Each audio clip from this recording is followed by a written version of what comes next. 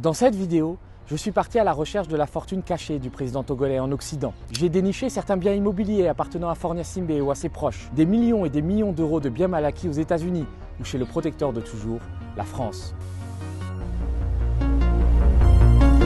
Le drame de l'Afrique, c'est que l'homme africain n'est pas assez entré dans l'histoire. La France, elle est liée à l'Afrique. Il y a comme une convergence d'intérêts communs. Mais vous m'avez parlé comme si j'étais le président du Burkina Faso. Quelque part, vous me parlez comme si j'étais toujours une puissance coloniale.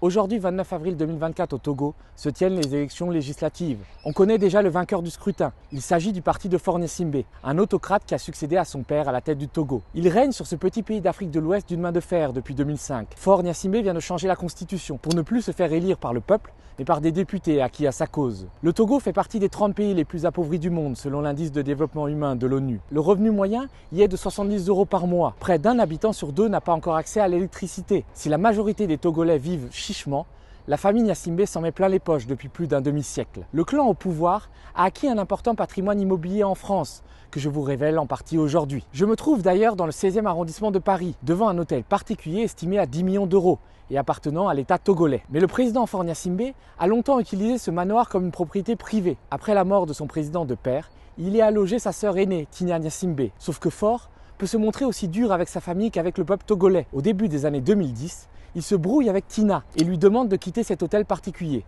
Sa sœur fait de la résistance. Alors, Faure lui coupe l'eau et l'électricité et lui fait envoyer des courriers incendiaires pour l'obliger à quitter la demeure. Depuis, cette villa appartient toujours à l'État togolais malgré les menaces de saisie. Sauf que la belle demeure est visiblement inoccupée depuis 11 ans.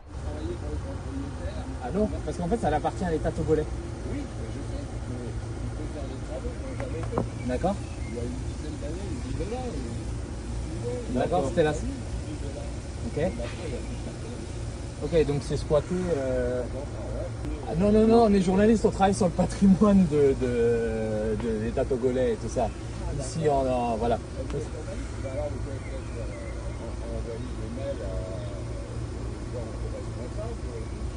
Ah ben ouais, parce qu'en plus ça vaut un petit paquet d'argent, ça va. Oui, 10 millions. Ah oui. 10 millions, enfin là peut-être plus de 10 millions, mais... Écoutez, si vous arrivez à dire un mot, au moins qu'il ramène des serrures, des trucs comme ça. D'accord, ben écoutez, on leur... Les gens sont rentrés à la porte. D'accord. On a déjà fait 3-4 fois, ils ont vu, les trucs. Faure Gnassingbé n'a pas laissé sa sœur à la rue. Il l'a fait déménager dans un autre coin chic d'Île-de-France. Nous sommes ici à Sceaux, vous pouvez voir le château derrière moi. Et à quelques centaines de mètres, il y a une autre propriété qui appartient au clan Gnassingbé, qui avait été acquise par le père et qui a fait l'objet d'un conflit de succession et dans lequel vit aujourd'hui la grande sœur de Faure Gnassingbé. Alors on est allé voir la maison, elle est dans un état délabré, il y a des carreaux cassés, il y a des tuiles qui tombent. Ce que nous a indiqué le voisinage, c'est que cette maison est visiblement encore habitée par la grande sœur de Faure Gnassingbé et que les voisins s'adressent à l'ambassade du Togo quand il s'agit de faire des réparations, de régler des problèmes de voisinage. Donc c'est quand même assez impressionnant de voir à quel point ces maisons, avec des prix au mètre carré qui atteignent entre 7 et 10 000 €, sont laissés à l'abandon. D'ailleurs, ce n'est pas la seule propriété que possède le clan Gnassingbé en Île-de-France. J'ai eu des informations comme quoi Faure Gnassingbé en personne possédait une villa dans les Yvelines. On va essayer d'y aller.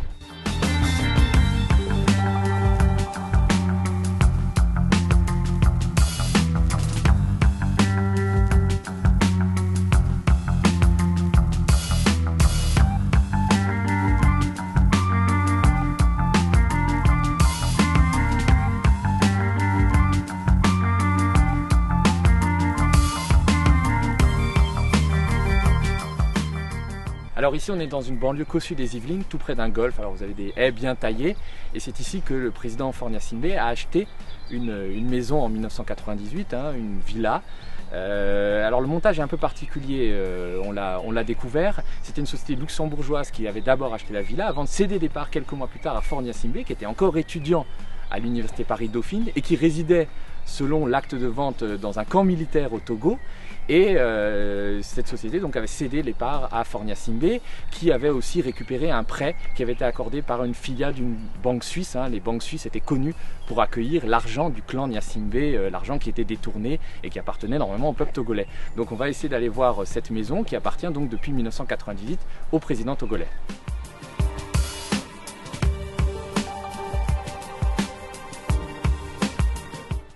Donc je pense que ça doit être là.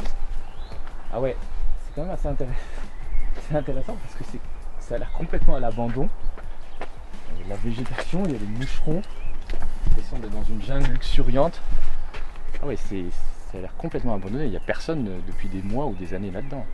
C'est-à-dire qu'ils ont tellement d'argent, les dictateurs africains ont tellement d'argent qu'ils se permettent de laisser des biens comme ça aussi chers abandonnés.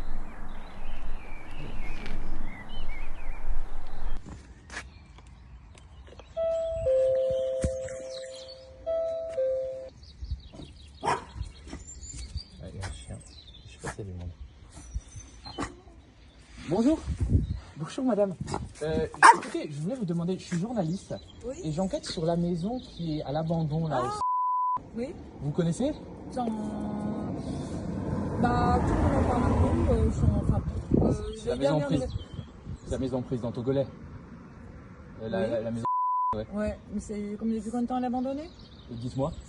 Alors moi, ça fait 15 ans que je suis là, elle était déjà abandonnée depuis longtemps. Donc on est là depuis au moins plus de 20 ans. Ok. Jamais personne. Bon, c'est intéressant. Personne. Parce qu'elle vaut un petit paquet. Oui, mais dont j'ai appris, mais je ne sais pas si sûr, c'était que c'était un couple qui était en instance de divorce. Oui. Et puis bon, ils ont ça comme vous avez une baguette de pain.